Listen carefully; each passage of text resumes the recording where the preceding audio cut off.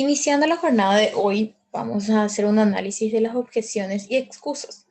La objeción sería un reflejo natural de defensa del cliente, es decir, se consideran como objeción las barreras, obstáculos o trabas que los clientes puedan colocar en el transcurso de su exposición de ventas y que interrumpen a nuestra argumentación. ¿Está bien? Una objeción entonces puede ser cualquier declaración, queja, expresión, acción, pregunta, oposición y en general cualquier estado mental, ¿sí? Que parece retrasar el proceso de venta. Entonces, al hablar de las objeciones, el cliente puede objetar diversas cosas, ¿sí? Puede objetar primeramente el producto o servicio que yo le ofrezco, también puede objetar algo, ¿sí? De la empresa, o puede objetar también algo de mi persona como vendedor, ¿está bien? O del plantel de vendedores. Entonces, las objeciones pueden ser contra el producto, contra la empresa o contra el vendedor, ¿sí? Y estas objeciones pueden manifestarse no solamente con palabras o con gestos, sino también pueden ser objeciones que podríamos decir, se interpretan a través de silencios prolongados o de expresiones verbales que le dan a entender que el comprador no está de acuerdo con lo que nosotros estamos diciendo o está en contra de nuestra propuesta, ¿sí? O rechaza en algún caso, ¿sí? Entonces, vender es hacer comprar. Esto es sumamente importante, o sea, lograr que el cliente entienda que nosotros estamos buscando una satisfacción de sus necesidades, ¿sí? Entonces es normal que la acción de persuadir ejercida por el vendedor se oponga, ¿sí? O oponga una reacción al cliente, ¿sí? Siempre va a haber objeciones. Y si no existe acción de persuasión, tampoco existe una venta, sino simplemente quizás una distribución y en este caso no suele haber objeciones. Pero las objeciones no son más que una dificultad de que se opongan al vendedor, sino al contrario, nos ayudan.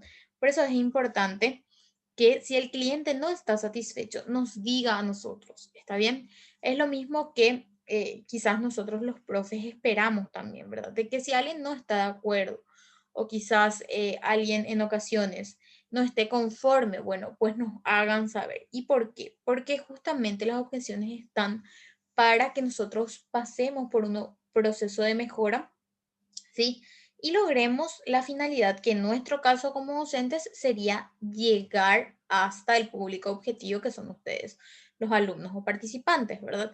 Y lo mismo pasa con la empresa en las ventas, ¿sí? O sea, lo que nosotros queremos lograr es cubrir la necesidad del cliente. Entonces, en ese punto en particular, nosotros requerimos, ¿sí? De que el cliente se vaya satisfecho y que si no está satisfecho nos diga como empresa, ¿sí? Y no se vaya a esparcir quizás en otros lugares su disconformidad. Entonces es importante que esas objeciones nos hagan llegar a nosotros, ¿está bien? Entonces, es importante también que la preparación del vendedor sea lo suficientemente sólida como para poder descubrir cuáles son las objeciones, ¿sí? Entonces, podemos hablar de que las objeciones pueden clasificarse en sinceras, en falsas y también en ocultas. Y este es un punto muy importante porque también en base a estas objeciones nosotros vamos a utilizar una técnica diferente. ¿Está bien? Entonces, son objeciones que emanan cuando el cliente no cree o no ve la necesidad del producto. Al hablar de que él va a objetar y va a decir, bueno, yo no creo que sea necesario o yo ya tengo eso, ¿para qué voy a querer algo igual a lo que ya tengo? ¿Sí? Y ahí entra nuestra estrategia de buscar que quizás el producto que nosotros le estamos ofreciendo tenga quizás una calidad mejor o tenga una durabilidad o resistencia mayor, entonces nosotros estamos cubriendo esa necesidad. Entonces hablamos de las sinceras. Posteriormente vienen las falsas. Estas objeciones tienen su origen en el cliente con un afán de crítica viciosa y el mayor número de veces también con impertinencia. Y esto es también, en ocasiones los clientes nos presentan ciertas objeciones falsas sobre un producto que dicen, bueno, en la tele dicen que ese producto hace tal cosa. Y nosotros le decimos, bueno, nosotros contamos con ese producto tiene una certificación o ese producto está avalado por una fundación o por una asociación, como pasa, por ejemplo, en los productos alimenticios, ¿sí?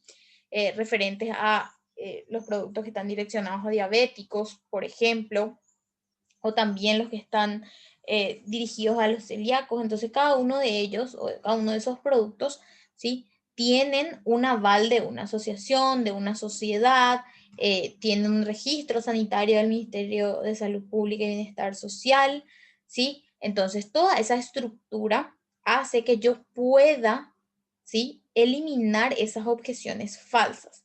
Entonces, este es un punto importante, conocer los tipos de objeciones a fin de que nosotros podamos también cubrir esa objeción que nos presenta, ¿sí? Y también las ocultas, que son un tipo de objeción que tiene parte sincera y parte falsa, ¿sí?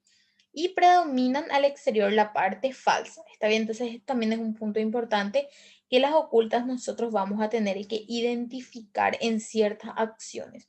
Por ejemplo, quizás el cliente se siente incómodo, está tirando preguntas de sondeo, eh, quizás ya dirigiendo una respuesta, entonces nosotros tenemos que argumentar ya con el conocimiento de nuestro producto o de nuestro servicio.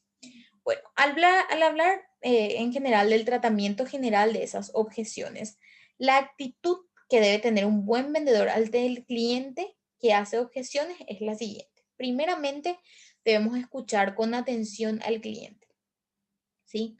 Y esa atención es la escucha activa de la que habíamos hablado ya en clases anteriores, de que yo debo escuchar con mis 5 sentidos, ¿sí? Y debo por sobre todo dejarle hablar al cliente, ¿está bien? O sea, dejarle que él exprese su disconformidad o su objeción a fin de que yo pueda interpretar a qué se refiere y poder contestar esa objeción, ¿sí? También evitar discutir considerando la objeción como un afán a preguntar con derecho a una respuesta, ¿sí? Y allí nacen, por ejemplo, como de ninguna manera o usted se equivoca, ¿sí? Entonces, este tipo de objeciones es importante también que nosotros tengamos en cuenta y sepamos diferenciar y también sepamos manejar o autocontrolarnos nosotros. ¿Se acuerdan que eso también es importante, el autocontrol en las ventas, ¿sí? Entonces, responder por lo general las objeciones de forma breve, ¿sí? Con respeto a fin de considerar la opinión del cliente. Entonces, es importante que nosotros tratemos de responder esas objeciones, ¿sí? Con una calidad técnica y por sobre todo con mucho respeto y sinceridad, ¿sí? Si yo no está en mis manos, bueno, pues es importante que yo sepa a qué lugar debo derivar al cliente. Si él viene con un problema técnico del equipo que quizás desde luego yo como vendedor no manejo, entonces debo derivar a la parte técnica, ¿sí? No porque el cliente viene y me dice, yo quiero hablar con el gerente, pues yo tengo que hacer la derivación. No, la derivación se hace dependiendo del tipo de problema en particular que se está dando. Si es un problema técnico, bueno, va al servicio técnico, ¿sí? Entonces, dependiendo básicamente, si es un problema de facturación, pues va al departamento administrativo. Y depende mucho de eso, ¿sí? Y yo también, desde luego, es importante conocer a la empresa y allí yo voy a poder derivar al lugar donde corresponde, ¿sí? Y no deje también reflexionar al cliente inmediatamente después de responder a la objeción, continúe sin ningún lapso de tiempo, es decir, no darle mucho tiempo para que el cliente no pueda pensar o reflexionar sobre un problema, sino directamente derivar como para que él se sienta atendido, ¿sí? Entonces, utilice expresiones de este tipo como su razonamiento me parece interesante, entiendo muy bien lo que usted me dice, sí señor, sí señora, está bien, entonces son ciertas palabras que debemos utilizar en ese momento. Bueno, aquí terminamos entonces un pantallazo general de lo que serían las objeciones, la clasificación de las objeciones y cómo tratar estas objeciones.